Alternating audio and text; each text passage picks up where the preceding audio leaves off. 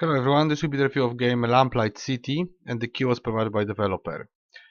I will start with showing one bug with sound that I found. The game is generally speaking a retro point and click adventure based on games like Sherlock Holmes, the old one, the one from 30 years ago, or I don't know, maybe Monkey Island, and there was one more game that I think I forgot.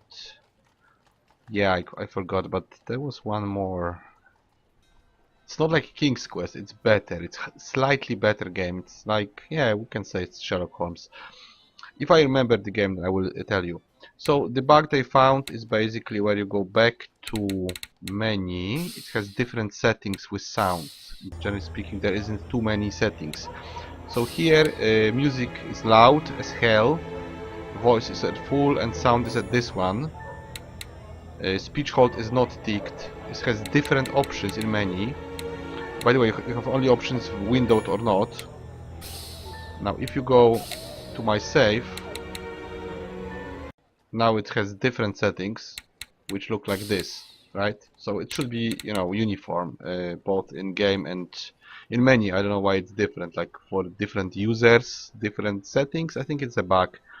It's a bit annoying.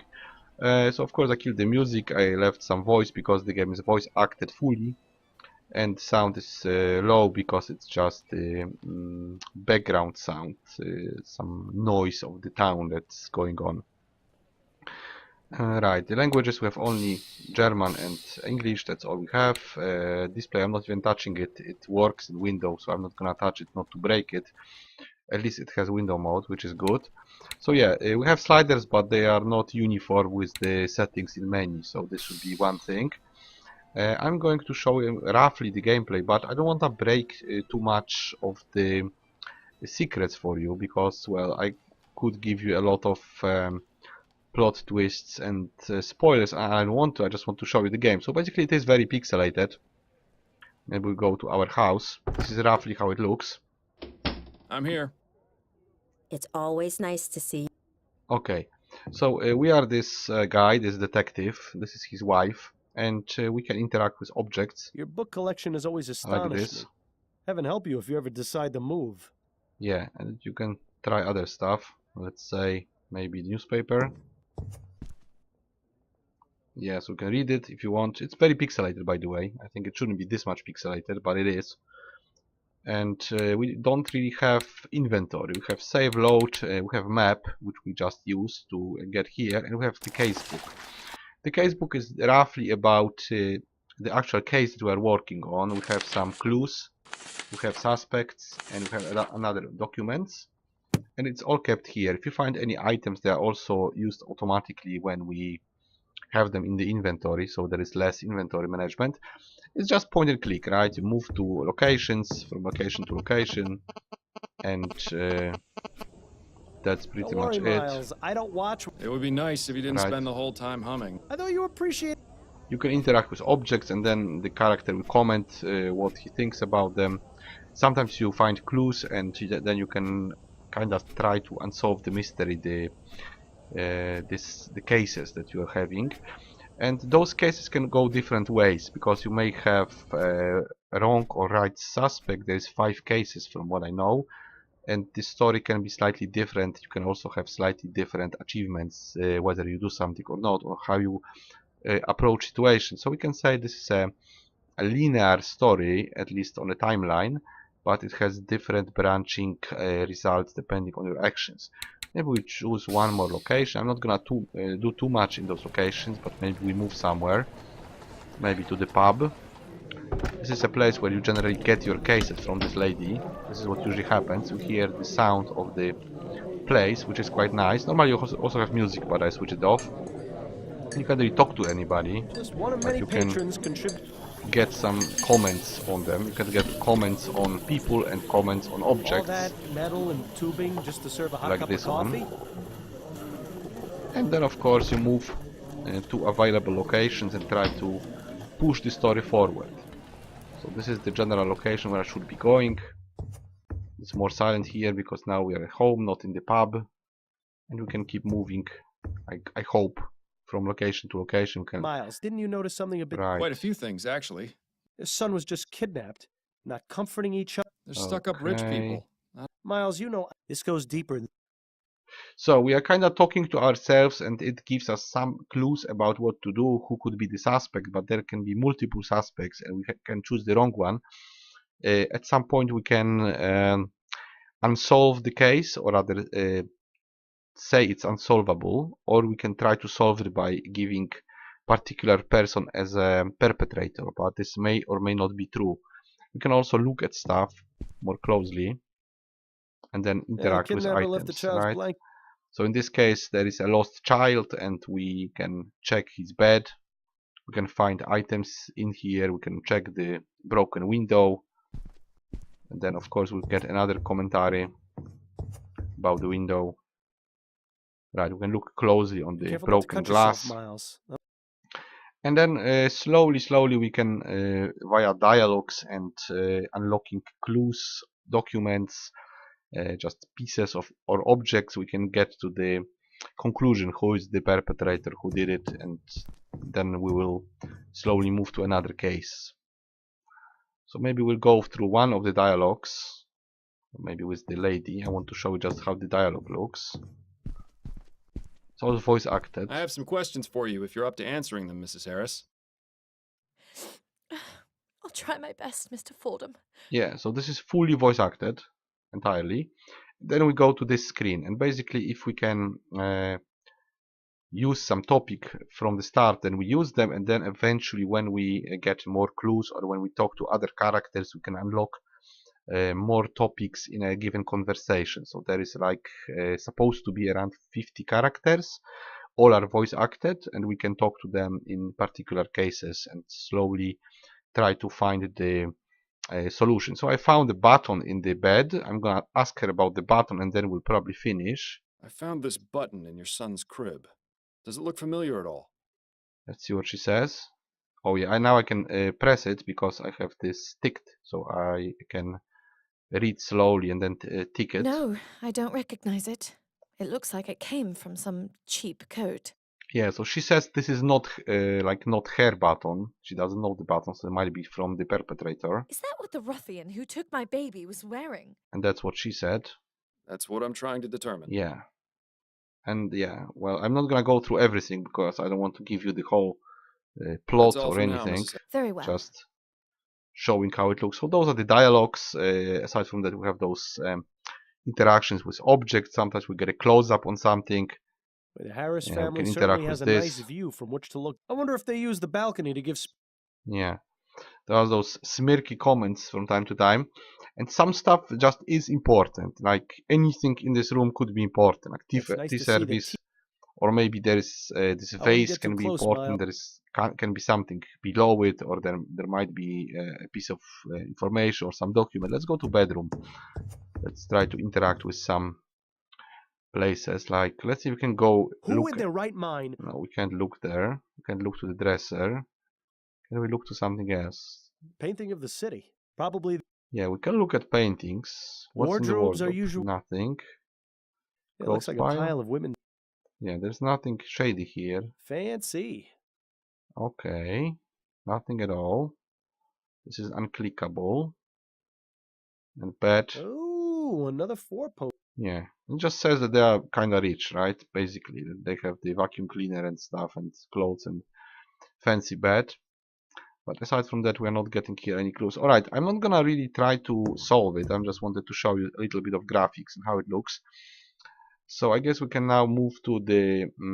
maybe let's go one more to the map. Alright, so for now we have only those 3 locations. And before I had like, I don't know, around 7 maybe locations that I was able to visit in the first case. I'm gonna maybe go back to a menu and sum up the game a little bit. Alright, so I'm gonna kill the sound here because it's really annoying. Hope now it remembers what I was trying to have. See, I still have sound. I still have sound even though it's completely switched off. Alright, so I'm gonna leave it like this on the settings because there is definitely some bug, some problem with the sound settings. When it's switched off you still hear it. and it's different here and in the save file.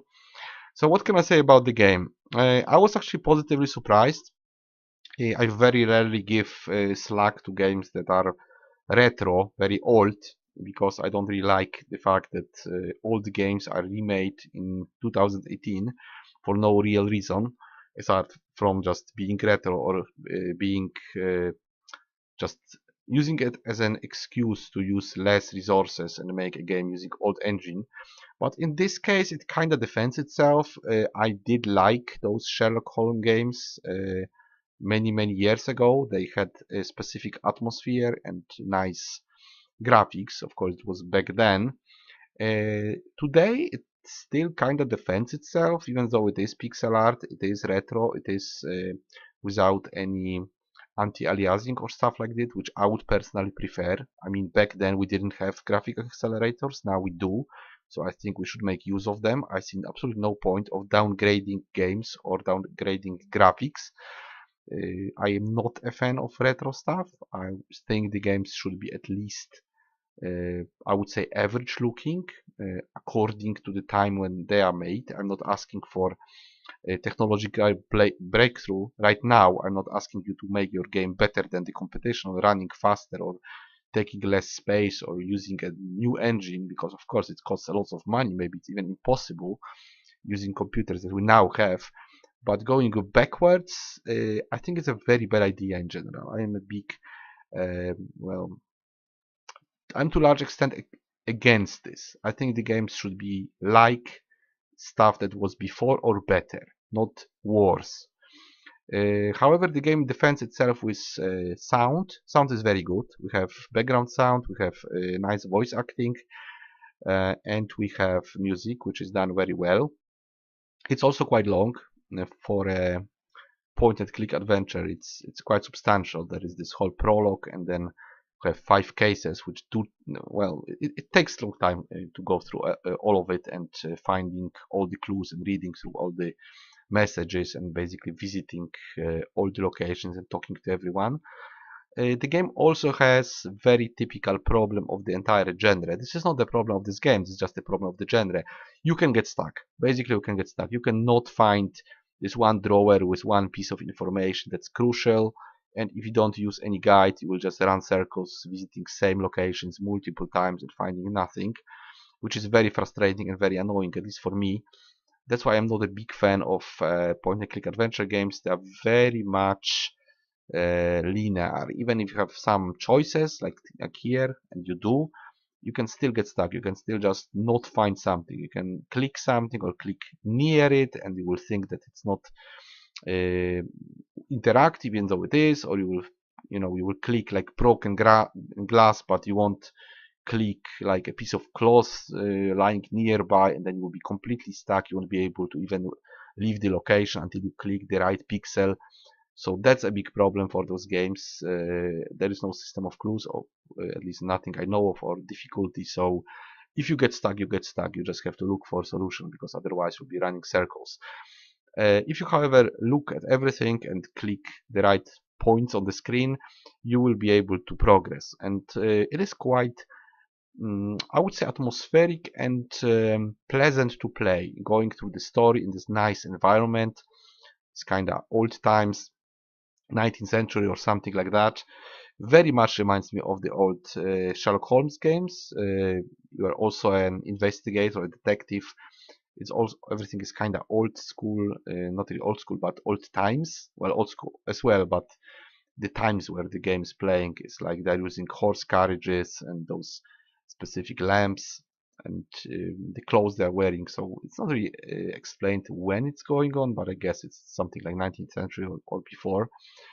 And it has this specific nice atmosphere, this kind of Charles Dickens novels, and basically the whole Sherlock Holmes stories. You even have a guy that is like Dr. Watson, so it's like a detective and his friend trying to solve cases.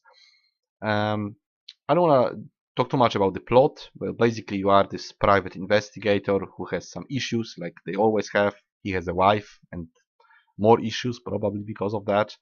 and you go through cases, and basically also through his life to some extent, due to the fact that are happening in his life. I'm not gonna talk more about it, but there is of course a long story, quite complex, so you can unravel it slowly in your own pace, and it's quite well done, quite well written. I liked it so far as a reading material, and as a sort of book slash movie slash comic book.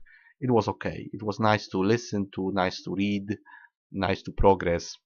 So yeah, I like reading, so I'm not a big fan of those games, but I do appreciate the story and the writing.